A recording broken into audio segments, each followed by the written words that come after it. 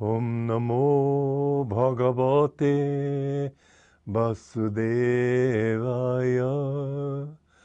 Om Namo Bhagavate Vasudevaya. Om, I bow to the Lord Vasudeva. Joy to you, friends. I would like to read several stanzas now from chapter 2 of the Bhagavad Gita, starting with 50.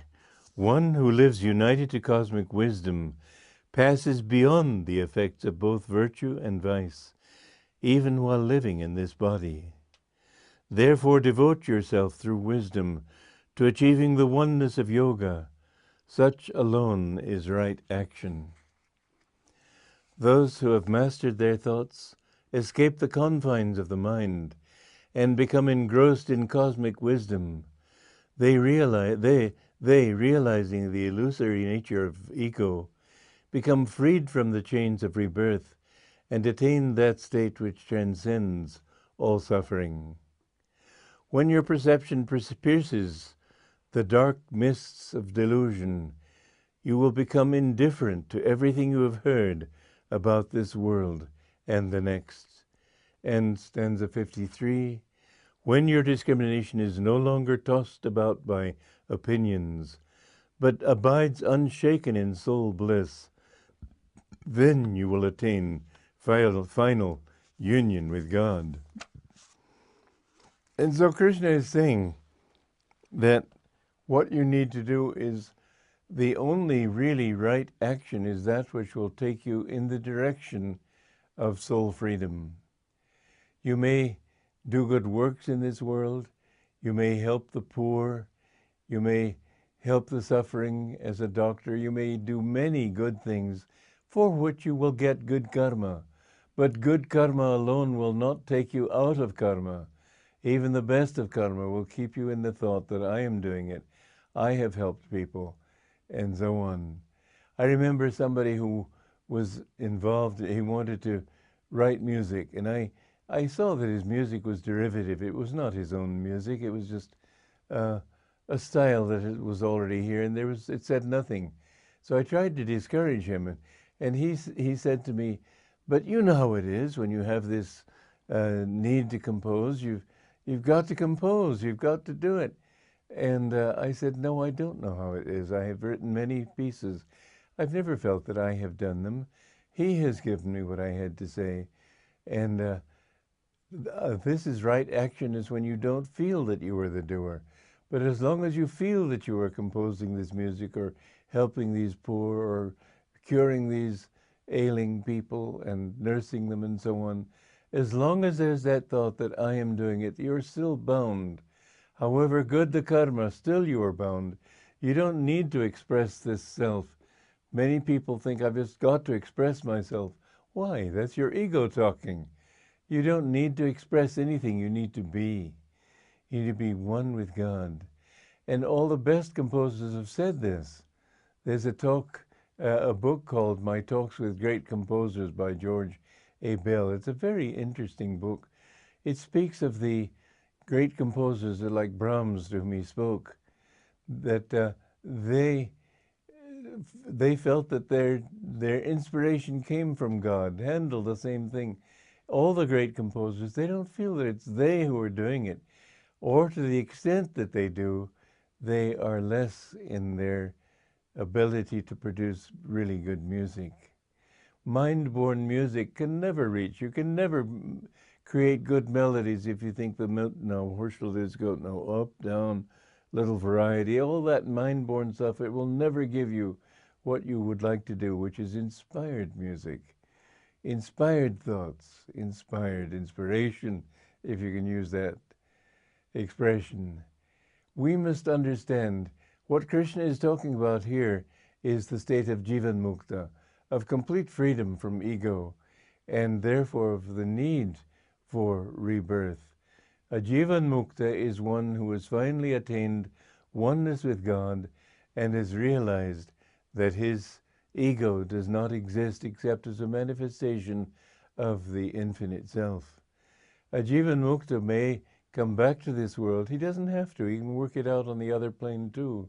He can work it out in visions. But if he comes back, it will be to help other people. And an avatar, one who is completely free and comes back in that state of freedom, maintaining only that little desire, that desireless desire to help other people. Such a person, when he is reborn, can carry many, many people to God's shores. Such are people like Jesus Christ, Krishna, Ramakrishna, Yogananda, all the great masters of our particular line, and other great souls that have been born again and again into this world. Buddha is one, Shankaracharya was one, Chaitanya Mahaprabhu was one. All of these people, they have come only to help other people, and they have nothing to work out of themselves. But a Jivan Mukta, who is reborn still as a Jivan Mukta, he may come back for his disciples, but he cannot lift that vast number of people that one who has come only as a channel for God into this world. The goal of life, though, and to achieve that state of Jivan Mukta, we must be even-minded. Now, Krishna is not telling the whole story here, because to attain that even-mindedness is very difficult without the practice of yoga, which he's also encouraging here. So we have to go and read the whole scripture to get the whole thing. For one thing, he's not talked in these sentences about the need for a guru. And many people think, well, what's the need of a guru? I can read everything I need to in the books. But a guru knows your nature. He knows what you need to work out. He knows the particular work you need to do. It's not like being in a monastery where a superior tells you the work needs you for this. He's thinking only, a true guru thinks only in terms of you need this organizational work for what you need spiritually, and he will take you out of that work otherwise. There was one disciple of his, James Collar his name was, and he, one time, well, James was a very peculiar fellow. He would not follow the rules very well. One time because we didn't eat meat, he was a vegetarian, but he was on the highway coming to Encinitas to meet our guru, and all they had in this restaurant was hamburgers. And so he thought, oh, well, he won't know. And so he had a couple of hamburgers and left there feeling well satisfied. When he talked to his guru on the phone, when he reached Encinitas, his guru talked to him a little bit about different things. Then he said, oh, by the way, when you're out on the highway late at night and you come to a place that has nothing but hamburgers, better not eat anything. Well, he knew. He told me, I know every thought you think. Some people would be scared by that, but I was not, because I knew that I was seeking freedom. And if he could help me out of my bondage, all the better. If I had made mistakes, I wanted to know them so I could get rid of them. But the slokas here don't talk about the need for a guru. And yet, Krishna has talked about that before, and we'll talk about it again. And without the guidance of a guru, how do you work your way out of this labyrinth of confusion and self-justification that you are living in? And I say it to you because I'm saying it to everybody. We're all in that. How do we get out of it? By attunement with his little thread, like the thread of Ariadne, who guided Theseus out of the labyrinth with the Minotaur. And when you follow this thread little by little, you will find that attunement with the Guru will lead you out of your own particular delusions into the free skies of spirit. But the goal of life, remember, is one: to attain Jivan Mukta, which means freed while living. Joy to you.